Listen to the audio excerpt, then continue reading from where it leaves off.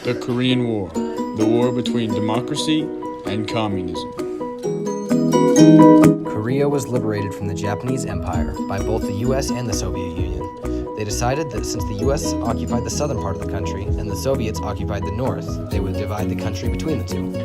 The two different leaders came into power on each side of the new border, but both saw themselves as the legitimate leader of Korea, and they saw the divide as temporary. And as expected as the situation, one decided to invade the other.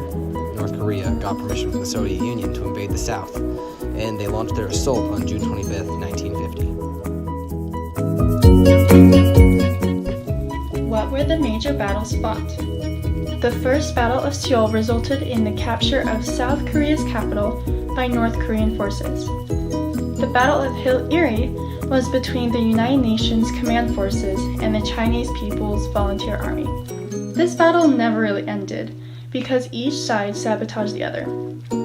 The Battle of Heartbreak Ridge was a month-long battle from September 13th to October 15th, 1951.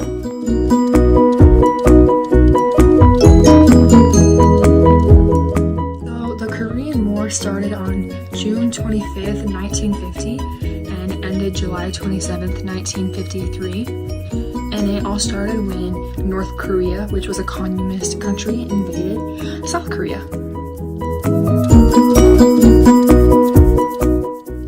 So there were 54,246 people that died in conflict due to the Korean War. There were 33,652 that were killed in action. There is 8,169 people missing, and there is 105,000 wounded. So good times, good bad. The Korean War ended with a demilitarized zone and a signing of an armistice.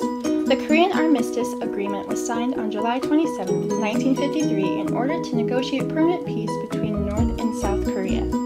This technically means that the two countries are still at war, as neither have signed any peace treaties to end the hostilities. The Korean Demilitarized Zone was created to be a buffer between North and South Korea. It approximately splits the Korean peninsula in half and acts as the border between the two countries. No real winner emerged victorious from the Korean War. The sole reason why American soldiers were in Korea was to stop the spread of communism. The Soviet Union and China succeeded in making North Korea a communist state, which is still apparent today.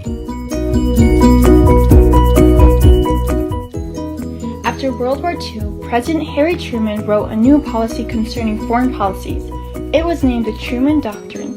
It said that if a country wanted to resist subjugation by armed minorities or by outside pressures, the attackers were considered to be a threat to international security, and the oppressed could find an ally in the US. Such an instance arose when Kim Il-sung led communist North Korea against capitalist South Korea. When before the American policy was to ignore the fighting, the Truman Doctrine was called into action. This showed that the United States had changed from standing and watching foreign events to an active defender of freedom. The Truman Doctrine forced the United States to be more involved in world issues. It encouraged countries to look for a diplomatic solution rather than face the US in war. The Korean War was the last time the United States declared war without first seeking approval from the United Nations. The process of seeking approval encourages diplomacy over war and changes the belief that the United States can do whatever it wants. The Korean War showed that two superpower nations did not have to face off an all-out war. They could support other countries that are less powerful and give them the weapons they need to win the war. In a way, the superpower nations use the less powerful nations as glorified puppets.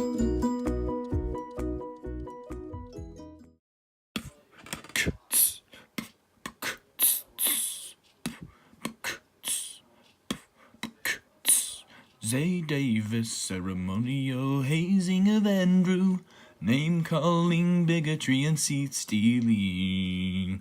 Savannah Griffith, great agricultural skills, colorful cooking, and a bright smile. Hallie Coons flying, swimming, running, walking, and talking. Timothy Thompson, underwater basket weaving, major skills, screaming he's not real.